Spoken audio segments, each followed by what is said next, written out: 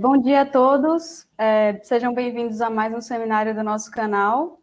É um prazer para nós ter vocês aqui. Hoje nós temos a professora Elaine Fortes. A professora Elaine ela é da Universidade dos Pampas.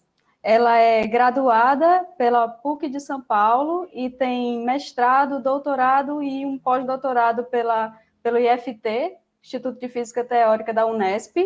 E, em seguida, ela ainda fez outro pós-doutorado na Universidade de Maryland, e atualmente, desde 2016, não é? Ela é professora lá na Universidade dos Pampas, e hoje ela atua na área de física de partículas, um pouquinho de astrofísica, e trabalha com matéria escura, com detecção indireta de matéria escura também.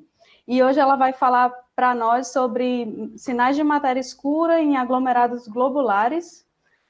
Professora, nós agradecemos imensamente a sua participação, é um prazer para nós ter a senhora aqui, e eu passo a palavra para você. Tá bom, muito obrigada. Vou compartilhar minha tela.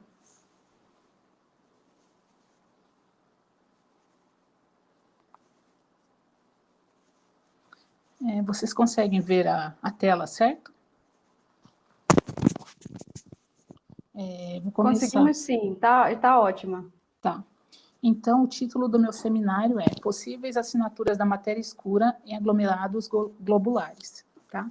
Esse seminário é baseado num artigo nosso, meu, com o professor Oswaldo, o Floyd e o Alex, do INPE, tá? Baseado na apresentação desse archive aqui, que foi aceito para a publicação da JCAP. Bom, então nós sabemos que o universo ele apresenta uma constituição característica. Praticamente não sabemos nada sobre o universo. Temos que aproximadamente 68,3% é energia escura.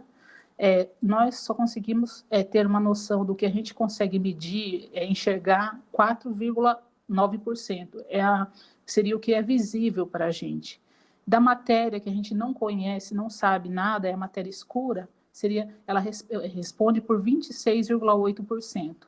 Então, se a gente pega esse gráfico aqui em formato pizza e soma parte da matéria, que é tudo que a gente conhece, esses 4,9%, com esses 26,8%, a gente tem um total de que a gente desconhece 93% do universo, que é a matéria escura, né? Então, isso motiva, assim, a gente cada vez mais realizar buscas pelo que seria essa matéria escura. E é isso que eu pretendo tentar motivar durante esse seminário. Bom, sabemos que existe matéria escura na galáxia, tudo, por que não existe matéria escura em aglomerados globulares? Que são aglomerados globulares? Aglomerados globulares são concentrações, assim, aproximadamente esféricas de estrelas, uma concentração muito densa de estrelas, muito antigas. Essas estrelas são dinamicamente velhas, elas têm idades entre 11,5 e 12,5 vezes 10 a 9 anos. A maioria das estrelas presentes nesses aglomerados globulares tem mais ou menos o mesmo ciclo de evolução, mas não se sabe ainda se o mecanismo de formação delas, se elas foram formadas assim, em uma geração ou em múltiplas gerações ao longo de milhões de anos. Então, esses mecanismos de formação desses aglomerados globulares são incógnitas para a ciência, tá? E eles atraíram muita atenção dos cientistas na década de 70, porque foi descoberto nessa década que eles continham pulsares de milissegundos. Que são esses pulsares? São estrelas de nêutrons que rotacionam em períodos de 1 a 10 milissegundos. Então, eles começaram a atrair certa atenção da comunidade científica. Então, assim, se queremos modelar matéria escura em aglomerados globulares, assim, que questões a gente pode responder? Quais seriam os sinais da matéria escura nesses aglomerados globulares? E como a matéria escura pode ser escondida assim, desses aglomerados, de maneira que a sua detecção se torna difícil? Bom, então, para encontrar matéria escura, a gente precisa ter técnicas, ou seja, observá-la através da radiação que ela pode emitir. Ou seja, existe um espectro eletromagnético, e nesse espectro eu posso ter várias bandas de observação para a matéria escura. Assim como os pulsares de milissegundos foram observados na banda de raios gama, por exemplo, e raio-x, podemos, por exemplo, ter observação de matéria escura na faixa de raios gama. E se eu não encontrar essa matéria escura nessa faixa, essa observação pode trazer vínculos para o conteúdo de matéria escura em aglomerados globulares. Tá? E grandes concentrações de matéria escura também podem alterar, né, o período, alterar a maneira como se entende a evolução estelar. Bom, então aqui eu apresento o espectro eletromagnético, desde ondas de rádio até raio-x, raios gama. Tá? O que podemos fazer em aglomerados globulares? Podemos estudar a matéria escura, principalmente através de raios gama, podemos também observar através de raio-x e através de ondas de rádio. Agora, também, com a descoberta de ondas gravitacionais recente, esse se tornou um campo assim, muito bom para se observar também matéria escura, apesar de ser algo assim embrionário do ponto de vista da cosmologia, podemos combinar esses vários tipos de observações e tentar fazer uma astronomia multimensageira, tentando assim desvendar a natureza da matéria escura. Bom, então, como a gente vai modelar a matéria escura nesses aglomerados globulares? Bom, primeiro, podemos considerar modelos nos quais a matéria escura ela exibe aqueles perfis tradicionais, assim, de perfis universais, com simetria esférica, onde a densidade varia com o raio, com a distância até o centro do halo de matéria escura. Mas nós também podemos considerar modelos nos quais a matéria escura apresenta uma densidade, entre aspas, aumentada em todo o aglomerado. Esse aumentada está, entre aspas, por duas razões. Uma delas é que nós vamos considerar que o aglomerado globular contém matéria escura. E a outra é que, além da matéria escura, vamos adicionar um ingrediente que é a existência de um buraco negro nesse aglomerado globular. O que motivou essa construção, essa modelagem, foram principalmente 3 papers relacionados a um aglomerado particular. Em português seria Tucano 47. Aqui para nós eu coloquei 47 Tuc, né? Nós temos esse primeiro paper aqui, Understanding the Gamma Ray Emission from Globular Clusters 47 Tuc. Então, nesse paper, eles modelam a matéria escura em 47 Tuc, considerando um buraco negro de massa intermediária e a existência de matéria escura, né? E eles tentam justamente usar o cenário de matéria escura com massa 34 GeV, que foi o cenário utilizado para entender aquele excesso de raios gama no centro galáctico. Depois desse paper, veio um comentário sobre esse paper, tentando justamente fazer uma resposta a ele, endereçando outras alternativas para o sinal de raios gama em 47 Tuc. E depois desse segundo comentário, veio uma resposta ao comentário, tentando justamente corrigir ou explicar melhor o que foi dito no comentário sobre esse paper. Então, como o estudo deles foi relacionado a raios gama, nós decidimos fazer o nosso estudo relacionado a ondas de rádio, tá? Ou seja, estudar a radiação síncrotron da matéria escura para esse aglomerado, e além disso, estudamos outros 2 aglomerados, que são Ômega Centauro e NGC 6266, que esses aglomerados apresentam características semelhantes a 47 Tuc. Bom, então aqui uma ilustração desses aglomerados. Sim. É uma pergunta. Então, em princípio, você pode assumir uma distribuição para matéria escura baseado em alguma observação, alguma assim. Sim. Sim. Ou você tem total liberdade para assumir qualquer distribuição para esse aglomerado? Você pode, primeiro passo, você pode considerar que não existe buraco negro nesse aglomerado. Aí você pode fazer uma distribuição convencional, do tipo Navarro-Frank-White, Einasto, Moore, Burkett, isotermal, aqueles perfis universais que são muito bem estudados, que ajustaram a simulação de N-corpos para a galáxia em si. Então, essa simulação é quando você não tem um buraco negro, tá? E já adiantando as conclusões, eu posso te dizer que se a gente simula com um perfil que não considera um buraco negro, os sinais de rádio vão ser bem abaixo dos limites já encontrados. Mas aí o que acontece? Você pode também simular esse aglomerado, a existência de matéria escura, considerando a presença de buraco negro. Aí o perfil não é universal, ele é dividido em etapas, considerando o raio de influência desse buraco negro, área externa, área interna. E a motivação para o estudo desse perfil justamente foi o Brown et al. Que fez, que foi justamente estudar o excesso de raios gama na galáxia. Ele estudou esse excesso e os dados acumulados de 9 anos e elaborou um perfil de maneira que, nesse perfil, ele considera que apenas a matéria escura corresponde a 1% da massa do aglomerado 47 Tuc. Então, esse é o perfil que a gente vai estudar. Respondi a pergunta? Sim, respondeu. Obrigada. De nada. Bom, então aqui eu vou colocar os aglomerados a serem modelados, tá? 47 Tuc está aqui no centro, porque a gente vai dar mais ênfase a esse aglomerado, mas além dele estudamos também ômega Centauro e NGC 6266. Aqui eu coloco uma tabela com os dados desses aglomerados. Se vocês olharem aqui a massa do buraco negro em massas solares, vocês vão ver que eles têm massas muito próximas, tá?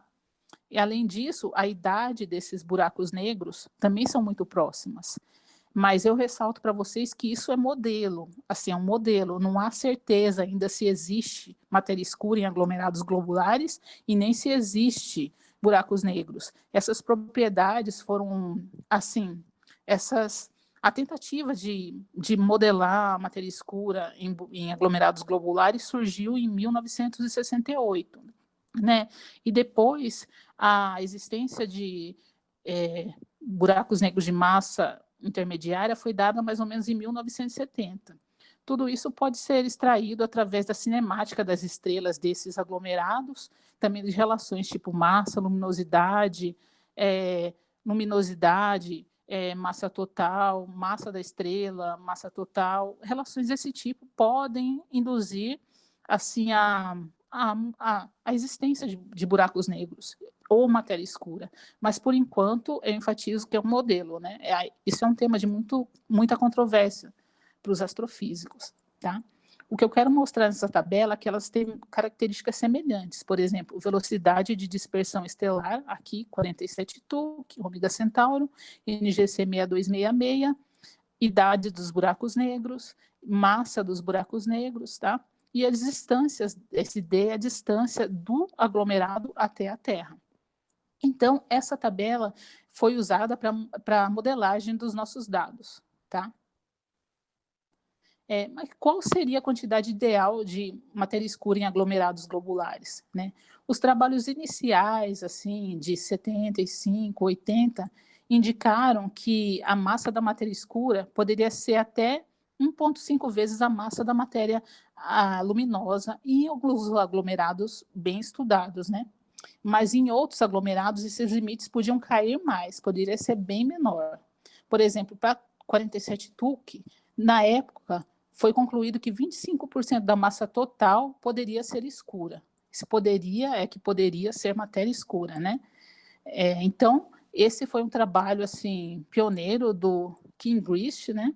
E que estabeleceu limites para a massa de matéria escura, para a quantidade de matéria escura em aglomerados globulares, caso ela exista realmente em aglomerados globulares. Bom, então, eu mostrei para vocês o espectro, desde rádio até raio-x, raios gama. Como é que eu faço essa conexão da astrofísica com a física de partículas? Então, eu tenho que procurar um fluxo e essa conexão é feita de uma maneira que eu fatore essa contribuição da distribuição com o decaimento ou aniquilação de física de partículas. Aqui eu tenho o famoso J-factor, que é o fator, por exemplo, aqui eu estou considerando aniquilação de matéria escura. Aqui eu estou vendo como a matéria escura ela está distribuída ao longo de uma linha divisada. E nessa segunda equação, por exemplo, eu tenho um fluxo diferencial de partículas por área, pelo tempo, pelo ângulo sólido e pela energia, e eu vejo claramente uma fatoração onde eu tenho aqui o sigma-v, que é uma característica de modelo de física de partículas, o mk aqui, que é a massa da matéria escura, o dnx-dE, que é uma distribuição de energia, e fatorado está o fator da distribuição da matéria escura nesse ambiente, certo? Bom, então aqui mais um exemplo, sinais de matéria escura em aglomerados globulares. Por exemplo, para raios gama, eu posso ter uma expressão dN, dE gama, de um lado, que é a parte da integral, eu estou fatorando como a matéria escura estaria distribuída nesse lugar que eu vou estudar. E do lado esquerdo da integral, eu tenho a dependência do sigma-v, que vem do modelo de física de partículas, da massa da matéria escura, né? Esse eta aqui denota, assim, se seria aniquilação ou decaimento, que seria 2 para decaimento e 1 para 2 para aniquilação e 1 para decaimento, desculpe. Tá? E aqui também eu tenho um exemplo de fluxo rádio, tá? Que eu tenho claramente essa separação entre a física de partículas e nessa terceira expressão eu tenho uma expressão que envolve a localização, a densidade dessa matéria escura, né? Como ela estaria distribuída, na verdade, certo? Bom, então como seria produzida a radiação síncroton para ser detectada e para ser detectada em aglomerados globulares? Nós sabemos que os raios cósmicos, os elétrons dos raios cósmicos, eles estão num campo magnético intenso. E a radiação síncroton responde pela maior parte da emissão da nossa galáxia em frequências até 30 GHz. Então, esses elétrons são curvados e emitem radiação síncroton, que vai produzir ondas de rádio que vão ser detectadas. Bom, mas além dessa radiação síncroton, existem outros mecanismos de perda que podem acontecer na galáxia, nesses meios que a gente está estudando. Por exemplo, eu tenho espalhamento Compton inverso, tenho as perdas por radiação síncroton, que eu já falei, brainstalling e interações colombianas. Para assim, energias até 5 GeV, a gente tem que brainstalling e interações colombianas dominam. Para energias acima dessa massa, por exemplo, a gente tem que espalhamento Compton e as perdas por radiação síncroton dominam. Mas, ao longo de todos os processos, de todos os cálculos que a gente vai fazer, a gente tem que considerar todas essas interações, porque a gente está fazendo uma integração de perdas. Tá? A gente começa a fazer desde considerar a massa do elétron até a massa da matéria escura. Então, isso aí vai envolver vários tipos de perdas da radiação. Ou seja, o processo vai sofrer vários tipos de mecanismos e eles vão ter que ser considerados para efeitos finais nos cálculos.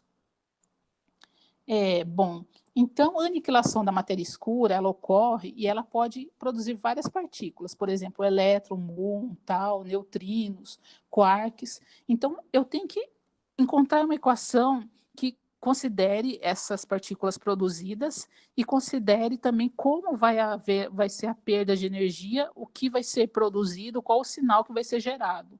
Por exemplo, sabemos que elétron, muon, eles têm preferência num sinal, dão um sinal assim, um espectro um pouquinho mais pesado em relação aos quarks. Então, se eu quiser, por exemplo, explicar uma anomalia assim, na galáxia, envolvendo radiação síncroton, possivelmente esses canais leptônicos são os favoritos. Tá? Então, para resolver essa questão de matéria escura em aglomerados globulares, o primeiro passo a gente considera a equação de perda e difusão, que essa é a primeira equação é considerada no slide 14. Tá? Nessa equação, eu tenho um termo fonte, que é esse Q, que eu tenho um termo também de resfriamento, que é esse segundo termo aqui, que tem esse B-loss, tá? E eu tenho um termo de difusão, que é esse primeiro termo depois da igualdade. certo? Se esse termo de resfriamento for muito rápido, eu posso desconsiderar o termo de difusão e trabalho só com o termo de perda, tá? E aí, o que acontece?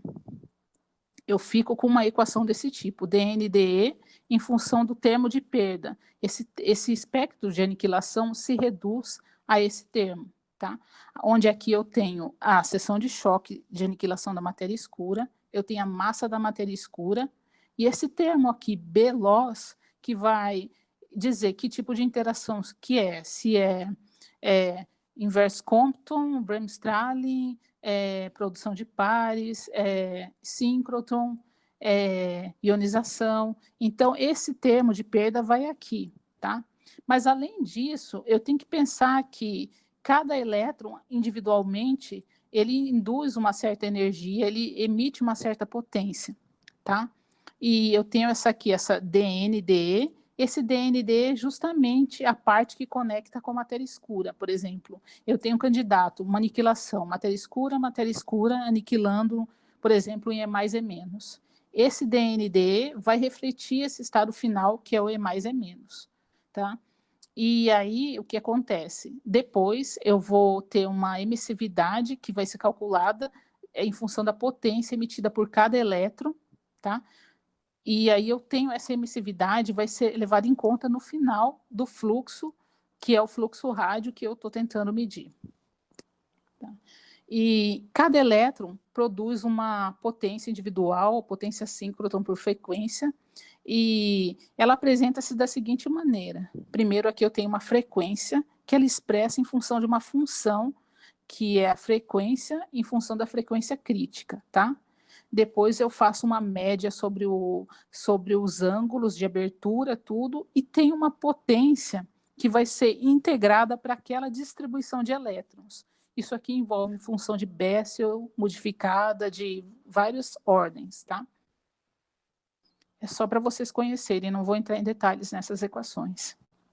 Feito isso, o que eu tenho? Eu tenho um fluxo de rádio, que envolve a distância desse aglomerado, esse D maiúsculo ao quadrado, a distância do aglomerado até a Terra, e eu tenho uma distribuição que envolve a emissividade, que é esse J aqui, que envolve o slide anterior, que envolve a potência calculada por cada elétron, por cada distribuição que eu falei para vocês, por cada canal de aniquilação que está sendo considerado.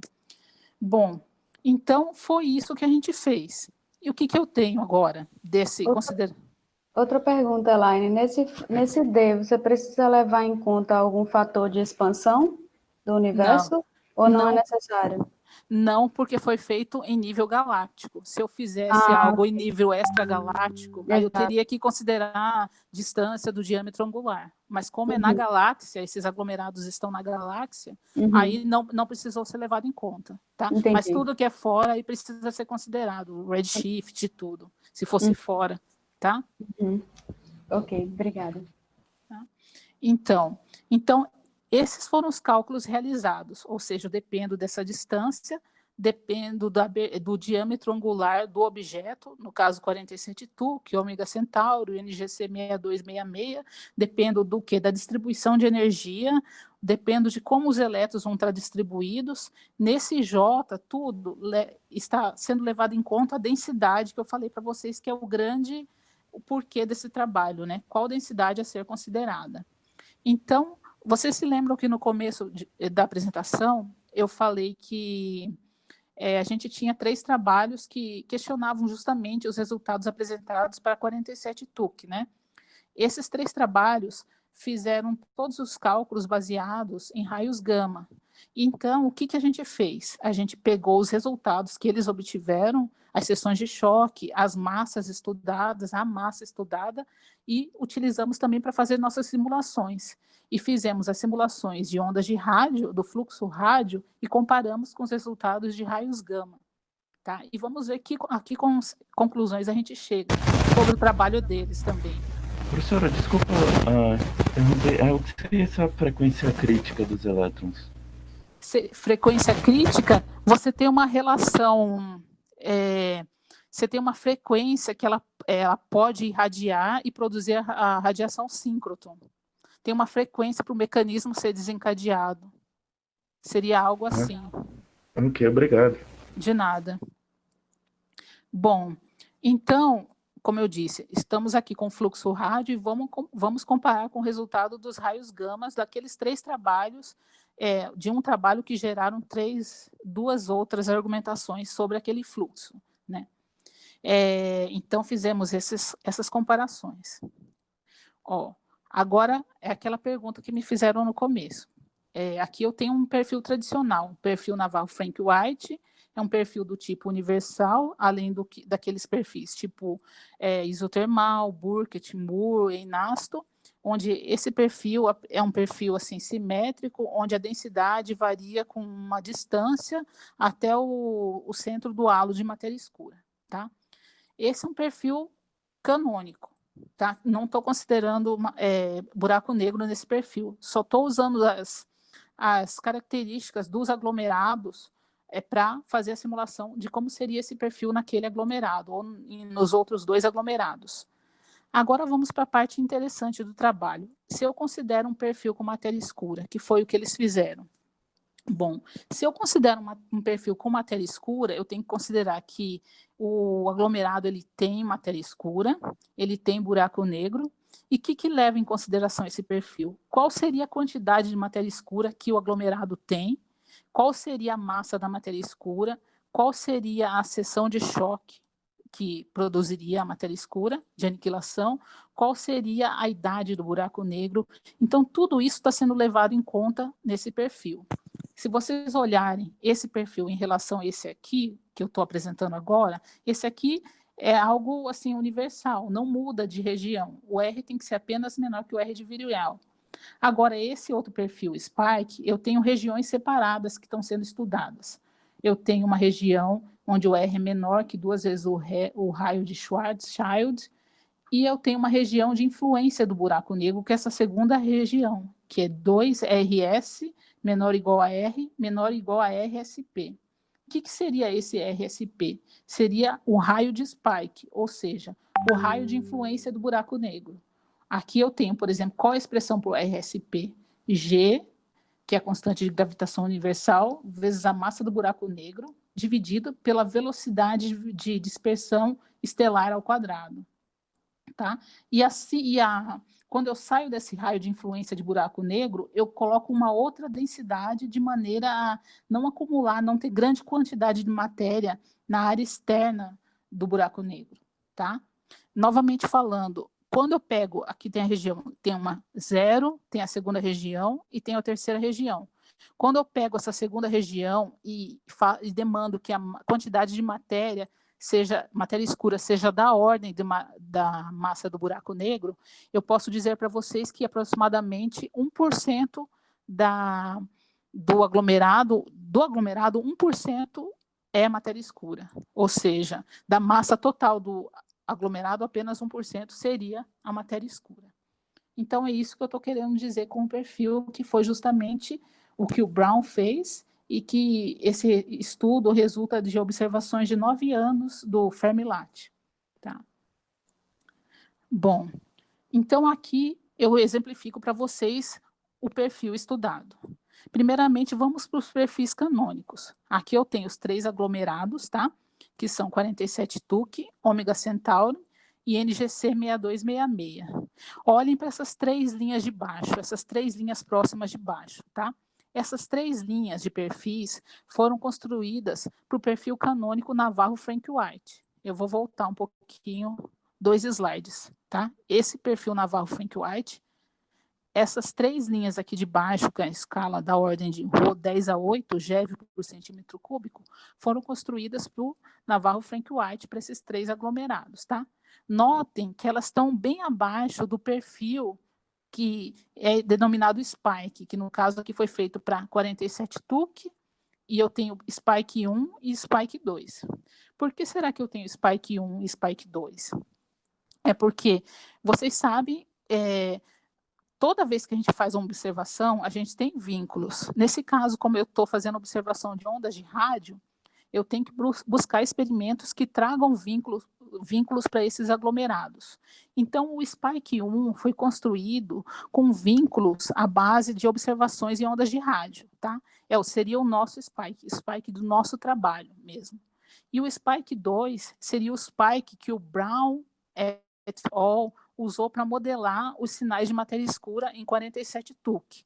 O Spike deles, ele começa bem abaixo do nosso, mas no final eles coincidem, tá? Esse gráfico, esses dois últimos, o rosa pontilhado e o azul, são consequência disso aqui, tá? Dessa perfil Spike. Esse gráfico tá levando em consideração todas essas regiões de Spike. Então, o Spike 1 seria o Spike que a gente usou para modelar o fluxo rádio, e o Spike 2 seria o Spike que o Brown usou para modelar raios gama, tá? E, novamente, aqui o trabalho deles sobre 47 TUC, a resposta ao trabalho dele, tá? Então, a gente achou interessante modelar qual seria o sinal de rádio. E isso aí foi justamente o que eles concluíram, que observações de rádio eram necessárias para ver se as conclusões estabelecidas nesse trabalho eram verdadeiras, né? Bom, então esse é o perfil Spike que foi gerado por nós, tá? Agora, então eu apresento para vocês o fluxo rádio gerado tanto por um perfil tradicional como por um perfil Navarro-Frank White e Spike, tá? Se vocês olharem os resultados numéricos, quando eu não tenho buraco negro, vamos pensar, por exemplo, 47 TUC. Quando eu não tenho buraco negro, estou considerando uma matéria escura de massa 34 GeV e não tenho buraco negro. Esse seria o fluxo aqui embaixo, esse roxinho, a linha de baixo roxa, que vocês estão enxergando. Agora, a partir do momento que eu coloco um buraco negro, esse fluxo aumenta, tá? Notando que esse fluxo aqui roxo é feito para Navarro-Frank White, considerando o perfil, assim, as características intrínsecas desse aglomerado, 47 TUC. Ou seja, não vai ser os mesmos parâmetros ρS, RS usados para a nossa galáxia, para o centro da nossa galáxia, que é muito bem estudado, né? E os fluxos mais acima são os fluxos para 47 TUC, Ômega Centauro, NGC 6266, considerando esse perfil Spike, tá? Estudado por nós. Esses 47 TUC X9 são os limites dos experimentos que estudaram em 5.5 GHz e 9 GHz. E essa linha preta seria o limite, o vínculo em 3 sigma, tá? Tanto para Ômega Centauro, como 47 TUC, como para NGC 6266. Quando a gente estudou esses limites, a gente concluiu, no caso, que, por exemplo, para 47 TUC, ajustar os limites experimentais de fluxo rádio, eu teria que ter uma seção de choque de aproximadamente 5 vezes 10 a menos 37 centímetros cúbicos por segundo. E aí, se a gente olhar, por exemplo, o que foi proposto no trabalho de Brown et al., para ajustar o espectro de raios gama, eles precisavam de um sigma V de 6 vezes 10 a menos 30, considerando matéria escura de massa 34 GeV. Então, só de olhar o perfil, a gente vê que esse nosso perfil e o deles, assim, ele difere por várias ordens de grandeza, né? E se eu usar o perfil deles, eu vou exceder os vínculos experimentais. Então, para ser coerente com a assinatura de ondas de rádio, eu preciso de uma seção de choque de aproximadamente 5 vezes 10 a menos 37.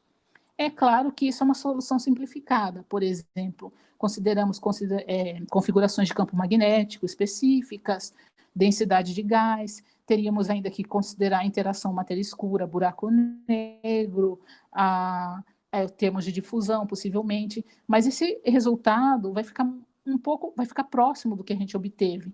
Se eu considerar, por exemplo, um termo de difusão, o efeito é que a frequência, ao invés de cair, por exemplo, em 10 a 11, ela vai cair um pouquinho antes.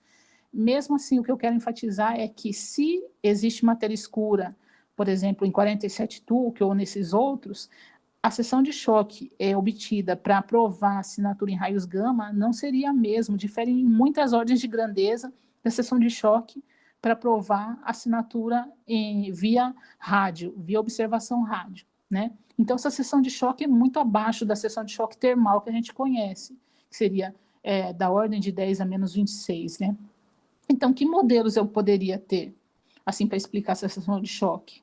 Eu teria que ter modelos com uma seção de choque bem suprimida, né?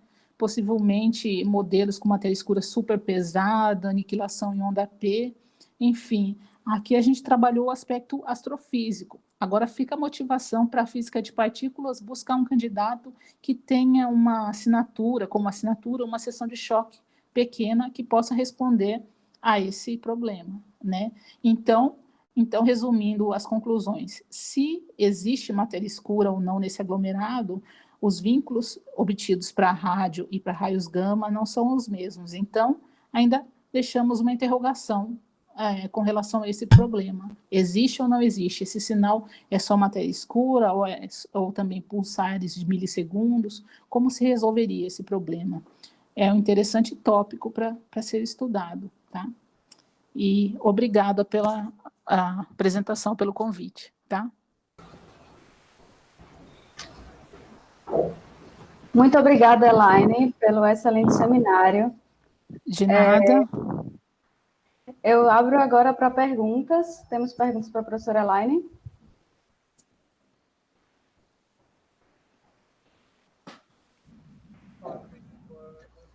Eu posso... o David quer fazer uma pergunta? São várias, na verdade. Está bem baixinho o teu microfone. Baixinho, não estou escutando. Não está conseguindo te ouvir.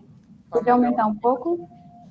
Tá melhor agora? Tá melhor, tá sim. Ah, beleza. Professora, estou estudando cosmologia atualmente e eu estou pensando nessa questão da matéria escura. E a primeira coisa é como é essa questão da modelagem, porque normalmente lá na relatividade geral, o que é que a gente faz? Por exemplo, no caso de Schwarzschild, a gente pega uma distribuição que obedece uns vetores de Killing, né, para ser esfericamente simétrica, esse tipo de coisa, e a gente vê a métrica relacionada a isso. Ou senão a gente pega um gás e vê a métrica relacionada a esse gás, seja um gás isotrópico e tudo isso, né? Uma poeira, por exemplo, sem pressão. Uma primeira coisa, eu não cheguei ainda na parte que modelaria matéria escura, mas que tipo de distribuição ou que tipo de vetores de Killing se utiliza para modelar esse tipo de matéria? Eu ainda não cheguei nisso. E outra pergunta que eu faço me assusta um pouco o resultado, porque se mais de 25% da composição do universo é feita por esse tipo de matéria, por que numa região haveria tão pouco, tipo 1%, sabe? É meio estranho para mim, porque isso ia dizer... Agora, eu não sei que tipo de escala é essa, né? Porque se for uma escala muito grande, isso talvez violaria alguns resultados da cosmologia, que a gente sabe que o universo é isotrópico, mas eu não sei que tipo de escala é essa. Você vai poder também explicar um pouco essa escala?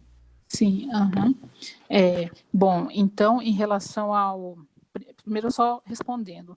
A matéria escura, assim, de acordo com o gráfico que eu apresentei no segundo slide, responderia por aproximadamente 93% da matéria do universo, tá? Então, como é feita essa modelagem? Os trabalhos iniciais indicaram um certo valor, que seria, para o aglomerado de 47 TuC, seria 25%, tá? Ou seja, de todo aglomerado, só 25% seria matéria escura, tá? Só que esse número mudou. Quando a gente modelou, a gente considerou 1%. Por quê? Baseado nos estudos das observações de 9 anos de Fermi-Latti, esses parâmetros seriam adequados para modelar a constituição para 47 TuC, tá? Não significa que vai ser para todos os aglomerados globulares. A gente modelou para 47 TuC e verificamos como seria implementar essa modelagem para os outros dois aglomerados.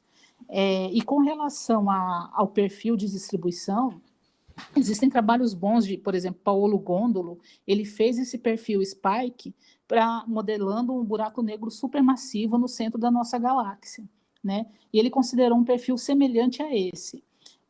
Basicamente, o que se considera na hora de modelar? Você tem uma região que o buraco negro não vai influenciar, você tem uma região assim que está bem na área de influência do buraco negro, né? Então, quando você modela, você tem que garantir que na parte final você não vai ter prejuízos, não vai ter um excesso de contagem de matéria escura, né?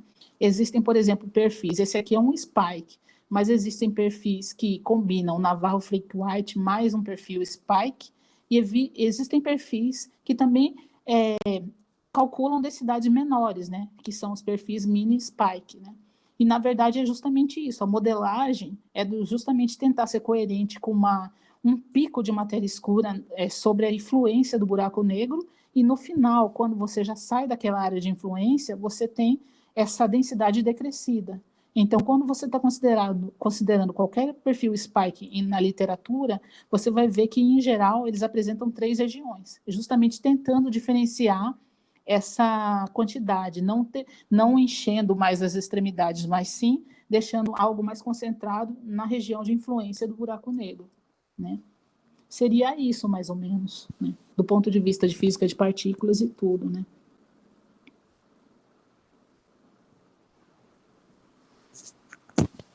Ok. Eu tenho mais uma pergunta aqui do teste.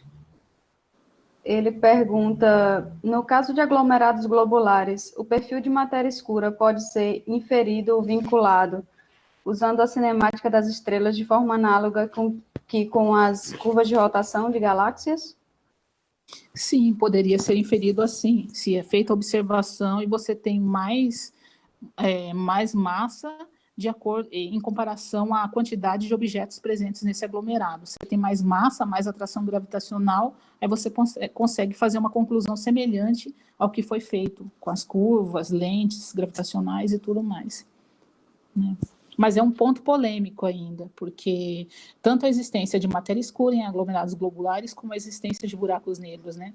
Você pode inferir através de propriedades das estrelas, que nem eu disse, das relações, massa, luminosidade, etc., mas ainda é um ponto polêmico entre muitos astrofísicos, tá? Por isso é uma modelagem, né? Mas justamente quando você tem algo, por exemplo, 47 Tuc e ômega Centauro são transparentes a raios gama. Então, o que os trabalhos iniciais modelaram é que só pulsares milissegundos não dariam conta daquele sinal. Então, por isso, a ideia de se colocar matéria escura. E justamente colocar com um valor tipo 34 GeV, modelar, que foi justamente o valor mais aceito para aquele excesso de raios gama em centro galáctico. Por isso. Tem mais algum experimento, professora, que está por vir aí, que possa trazer mais uma melhor precisão nos resultados e possa trazer resultados melhores para estimar esses limites sobre matéria escura? Em aglomerados globulares, você pergunta? Sim, Tem esses observatórios rádio no hemisfério sul, né? Aquele Attica na Austrália, né? O próprio radiotelescópio da China, que eu acho que vai ser o maior do mundo, né? Vai trazer bastante medidas que vão poder elucidar essa questão, né? Vai ser uma década bem interessante e aliada também à astronomia multimensageira, né? Só de você pensar que se aconteceu algum evento envolvendo um buraco negro, você pode acionar laboratórios ao redor do mundo e tentar ver essas observações através de, assim, no caso de um buraco negro supermassivo, através de ondas gravitacionais e tentar ver possíveis fluxos de raios gama, raio-x, ondas de rádio, vai ser uma combinação muito boa de experimentos. Então, algo que a próxima década, assim, em diante, vai prometer muitos bons resultados para essa área. Essa ia ser uma outra pergunta minha, tipo, como seria possível observar um sinal de matéria escura a partir de ondas gravitacionais? Então, isso de acordo com o que a gente viu dos resultados daqueles telescópios dos interferômetros de 2015, né? Os resultados funcionaram para buracos negros supermassivos, né? Teria que ser supermassivo para produzir um sinal, né? Esse sinal sendo produzido, se for matéria escura, teria algum outro excesso detectado no espaço, na galáxia, né? Então, esses laboratórios ao redor do mundo poderiam se conectar, por exemplo, havendo um sinal de onda gravitacional, esses laboratórios ao redor do mundo se conectariam e tentariam ver em que faixa ocorreria esse sinal. e tentando identificar se isso poderia ser devido à matéria escura ou não. Uhum. Eu Ou estava seja, pensando. uma combinação de eventos ao mesmo tempo, né? Eles teriam que olhar naquele local, olhar para procurar algo que aconteceu devido a isso, né? Uhum. Eu estava pensando, poderia até se explorar outros valores de massa para a matéria escura, né? Já que tipo, a gente sabe que o sinal do centro da galáxia, ele meio que, apesar de ainda tá em alta, assim, ainda está sendo considerado, aí já se pensa como que pulsares podem ser responsáveis por aquele sinal e não matéria escura. Então, já existe essa dúvida, né? Então, Sim, talvez também explorar outras massas seria interessante também, né? com certeza. Eu fiz isso num trabalho, não sei se você sabe do excesso de sinal de rádio detectado pelo Arcade, né? E a gente estudou vários canais e estudamos vários conjuntos de latitude e longitude, né? Os canais favoritos, que antigamente eram os leptônicos, agora tem vínculos nas seções de choque, né? Você não pode simplesmente usar uma seção de choque 3 vezes 10 a menos 26, né? Porque esses vínculos para muons, para elétrons, já estão mais abaixo, né? Então, se você pegar um canal, por exemplo, com bóson intermediário, aniquilando em muons, pode ser que você recupere esse sigma V3 vezes 10 a menos 26, e para latitudes muito baixas, você poderia até ter matéria escura. Mas esses experimentos, assim, no centro da galáxia, eles mediram latitudes, regiões específicas. Não todas latitudes e longitudes foram exploradas. E talvez valha a pena pegar um conjunto maior para ter uma conclusão melhor, assim. Outra pergunta, estou cheio de perguntas. Você já viu sobre se a possibilidade de, tipo, algum modelo de Frisin conseguir explicar esse tipo de sinal? Eu vi Algum artigo abordando essa... Eu acho que eu vi uma vez um artigo, acho que é Nobuoshika Okada, o nome do professor. Eu vi um artigo dele falando sobre isso, mas eu não entrei em detalhes, entendeu? Legal, que eu estou desenvolvendo também um trabalho com Frisin, eu vou dar até uma olhada nisso para ver se existe alguma possibilidade de sondar via rádio, né? Sim, é um campo Legal. interessante. Mais alguma pergunta para a professora?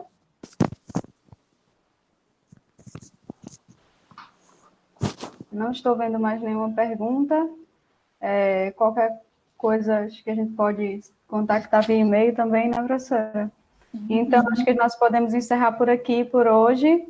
Muito obrigada pela participação de todos. Muito obrigada mais uma vez à professora Elaine pela disponibilidade, por ter aceitado o convite.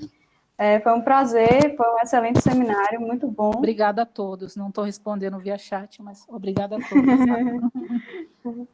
Ok, então podemos encerrar aqui. Tchau, tchau a todos. Tchau, pessoal. Tchau, obrigada.